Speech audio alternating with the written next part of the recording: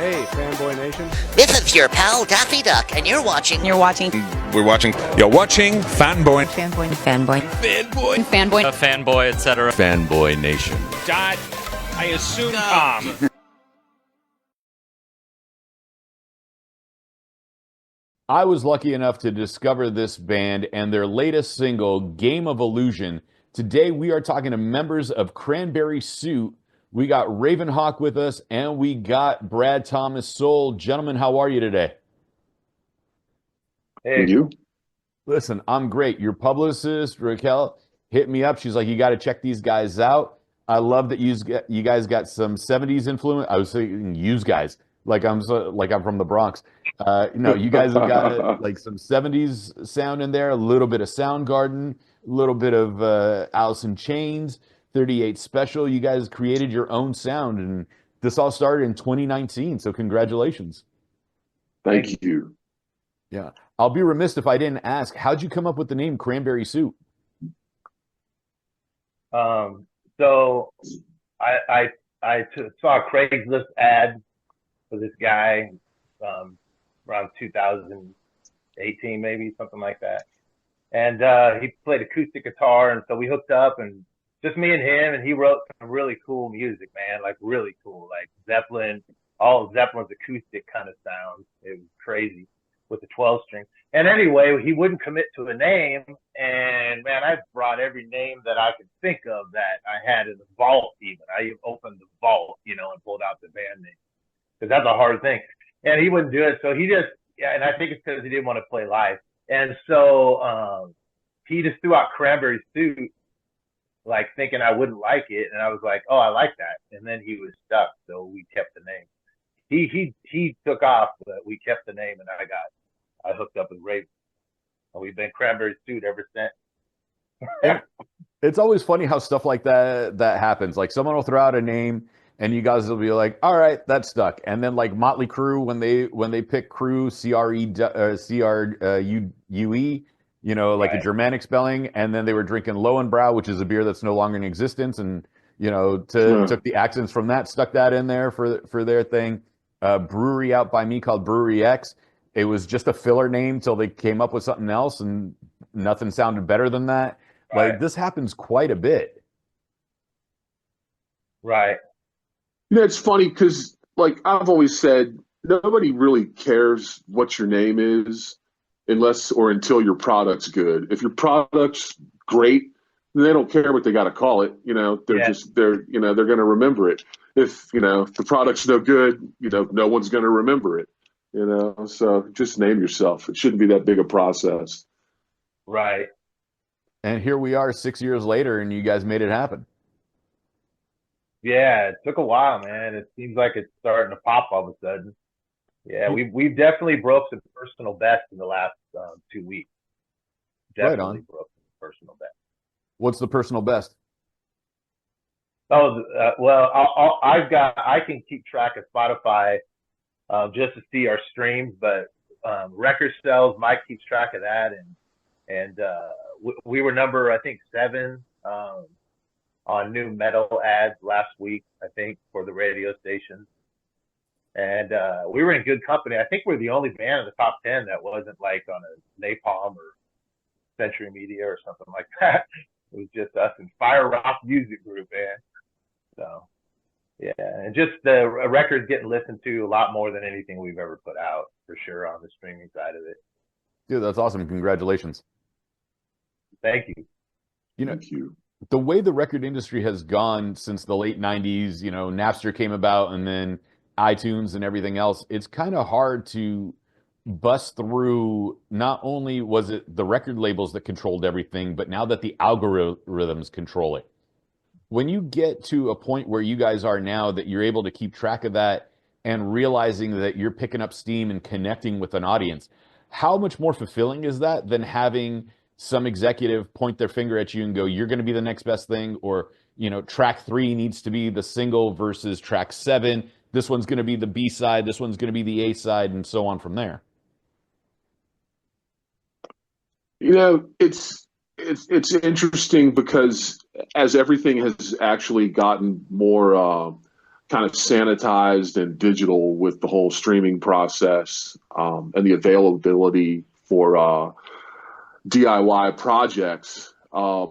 It's also gotten a little bit more organic in a sense that that now we go directly to the people. You know, there is no middleman anymore. So I think you get a much more immediate idea of who your fan base is and what they really think, and it happens a lot quicker.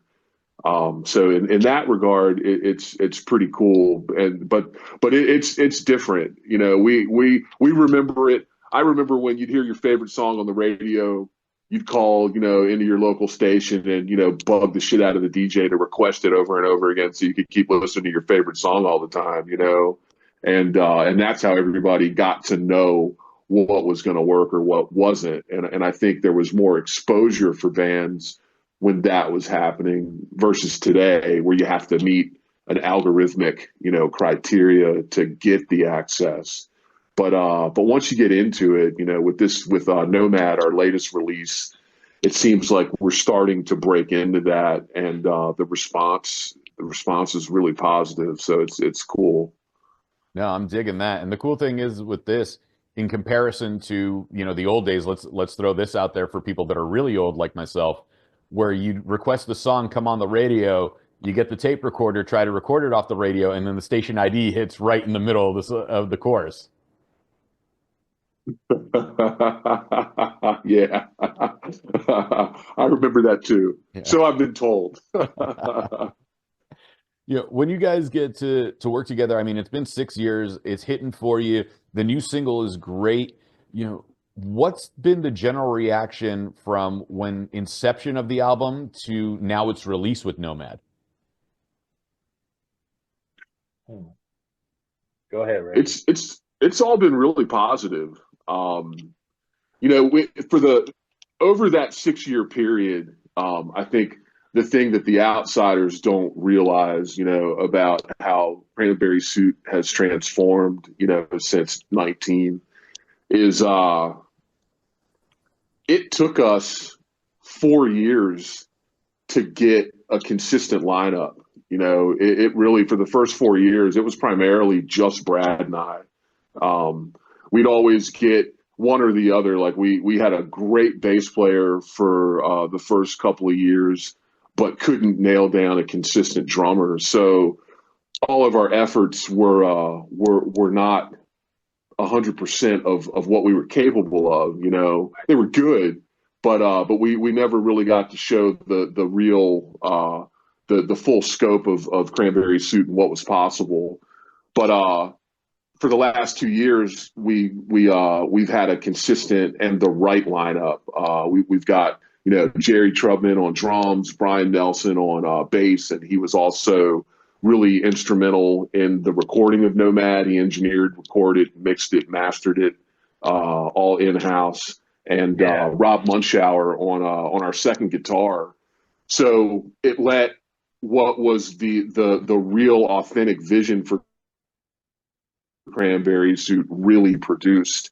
And I think our responses have been positive the whole time, but I think now people with this album really get to hear what the band is about and what we really sound like, and the reaction to it's been absolutely positive.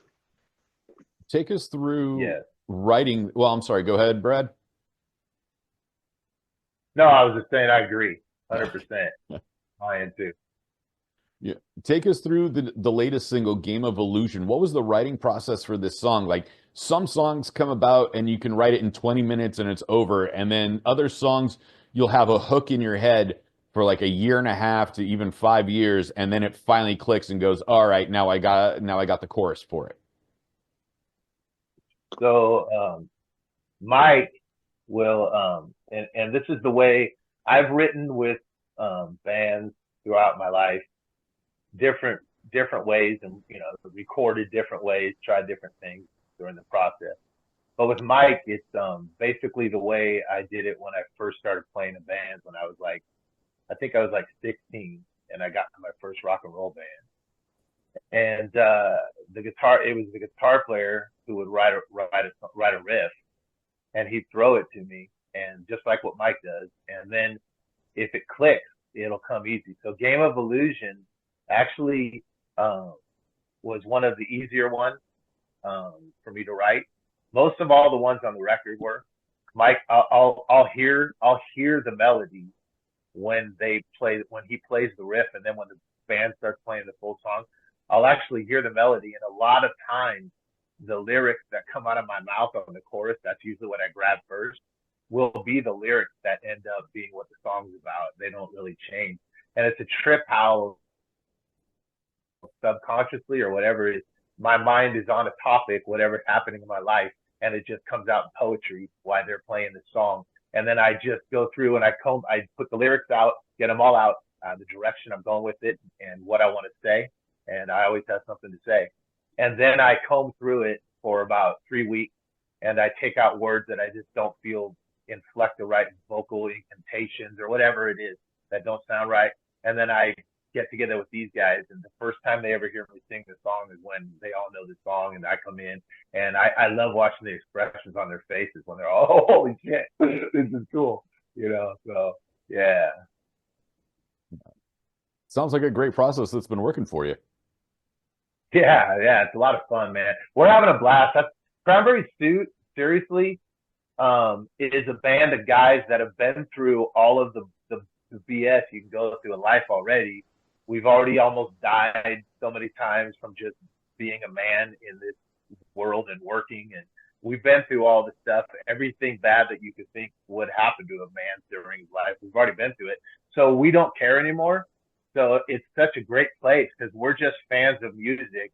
I love Dio and Black Sabbath. I love Black Sabbath, but the two albums that Dio did with Black Sabbath were magic. And the Judas Priest just was amazing. And there's so many bands from that era, and it's still relevant to today. And I think these young kids are hearing it now, and they're discovering it. And somebody needs to represent that mode, not just the Led Zeppelin style, but somebody needs to represent that crazy early 80s British wave of heavy metal kind of mode.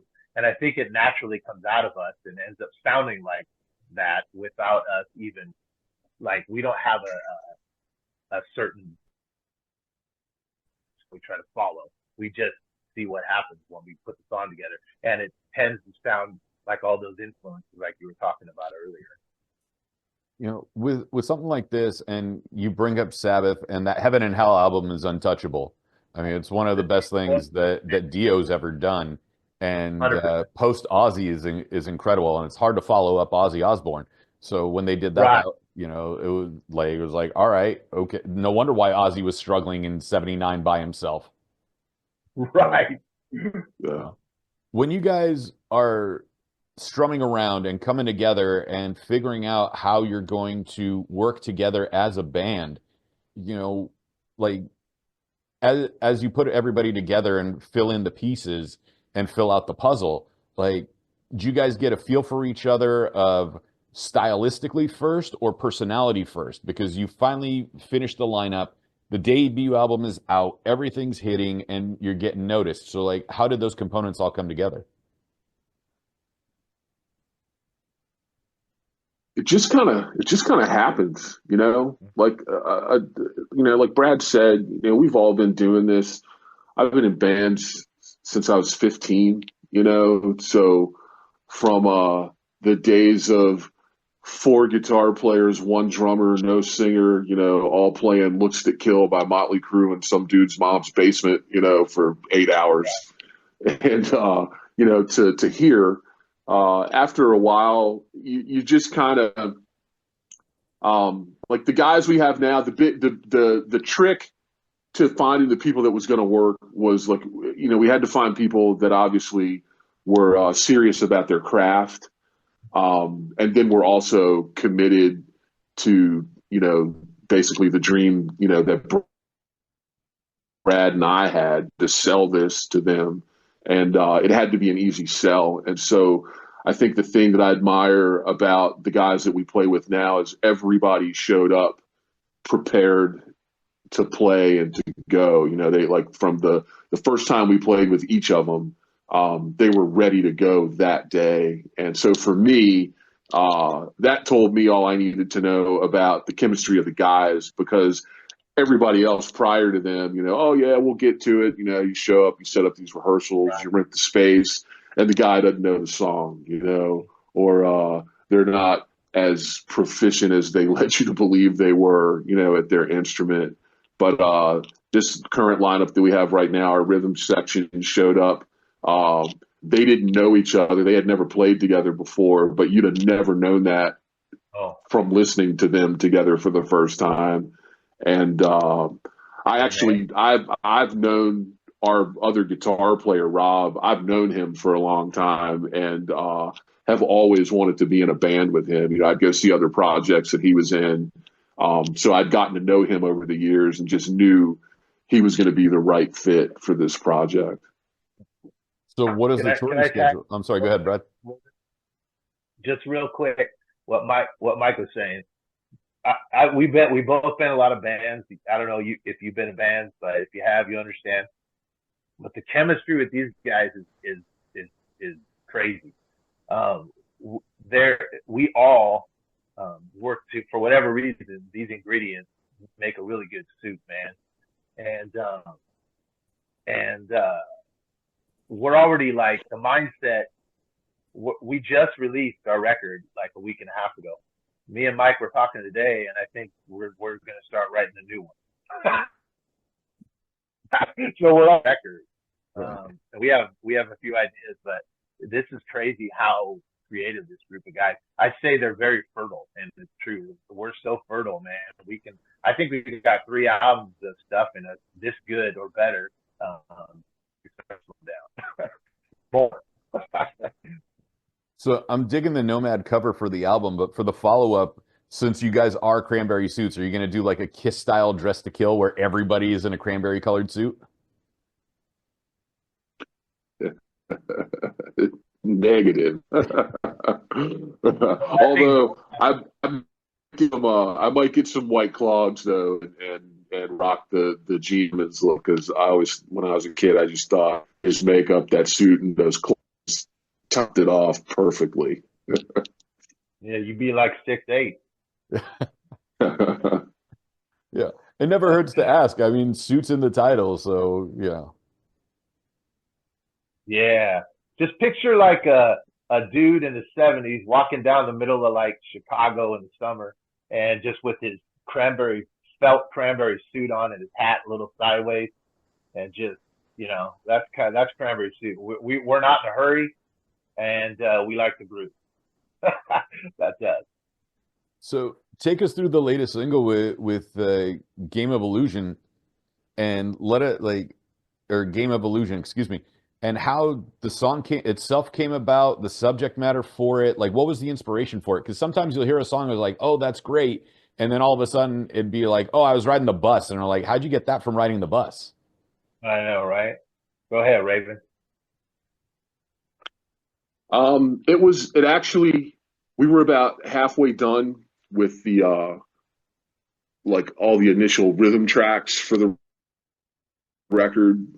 We're like 6 or 7 songs in, and I don't know, with the excitement of actually being signed to a deal with Fire Rock, I just had a couple of inspirational moments, and Game of Illusion musically just happened one day, and I was I don't know, I felt good enough about the riff to present it, even though we had plans to record other material for this record. And the guys liked the riff, and we just started working on it, and Brad, I think, almost instantaneously came up with the lyrical theme and melodies. It was interesting how late in the process that actually it came about, but it's kind of how we do things. Like Brad was saying, I play as much as I can. I riff a lot. I've got a lot of ideas. I throw as much stuff out to the guys as I can, and if everybody digs it, we work on it and figure out a way to get it arranged and sounded like it's supposed to. And that's how Game of Illusion came about. Wow, that's incredible, man. Since Raven, you got the guitar, do you mind us asking for you to strum something from the song for us? It's not to put you on the spot or anything, but You're the one carrying the axe, man. What do you want me to do?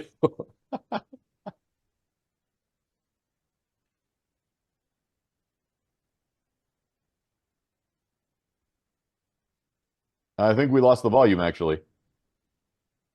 yeah, I'm not plugged in. Okay. Never listen. It never I hurts was to actually ask, right? changing strings and realized I'm like, oh man, I got a meeting like right now, so I just got caught. Well, on the bright side, you look sharp with the So guitar in your lap. it's an So armrest.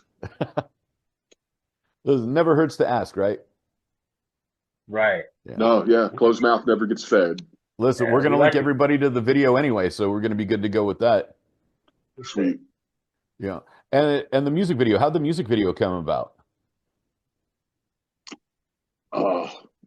We met. So the guy that did our cover art, Zolfuri, is out of Mexico. I think Mexico City, and he and I were talking after we got the cover work figured out and laid out. And he hit me up one day and was like, "Hey, I do animation clips. Check some out. If you guys ever need anything, let me know." And it all just kind of hit. I was a big fan of the animated movie Heavy Metal when I was a kid, and with the lyrical content, being about the deception of the establishment and everything, it just kind of made sense that, hey, we should have our guy killing a bunch of spaceship flying reptilians, as the game of illusion. and our artists and animators all was totally into the idea, and we just let him run with it. We sent him a track, gave him a couple of months, and he sent us what you see.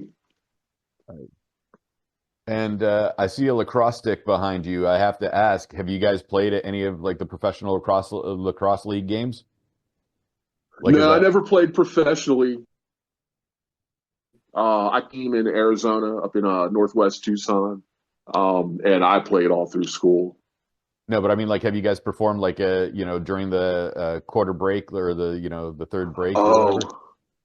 no, not yet. We'd have to go back east, I think, to do that. It's not that big in Arizona yet, but I would love to do something like that. I love the sport. Because I know there's a team in San Diego. I don't know if there's one in Phoenix yet. Oh, I didn't know San Diego had a team. I lived out there for a while. I didn't realize they had a professional team. Yeah, they're called the Seals. Okay. Oh, God, I, that I makes checked out a sense. game. I don't understand how to play at all, but man, that game is rough. It can be. Yeah. Just the ball handling impressed me more than anything. Mm-hmm. Yeah, it's the strangest, fastest, most violent game that I'm aware of. Well, it's growing quick, so maybe, who knows? Yeah. You never know. I know there's a lot of clubs, so it is, and to see it on the West Coast, in the western part of the country, as prominent as it is, it's a surprise, especially lately. It's gotten a lot of traction. So, guys, we got sports, we got music, we got so much going on. What does touring look like for you guys? Are you guys staying local to where you are? Or are you trying to go cross country? Like, how's it looking right now for live performances?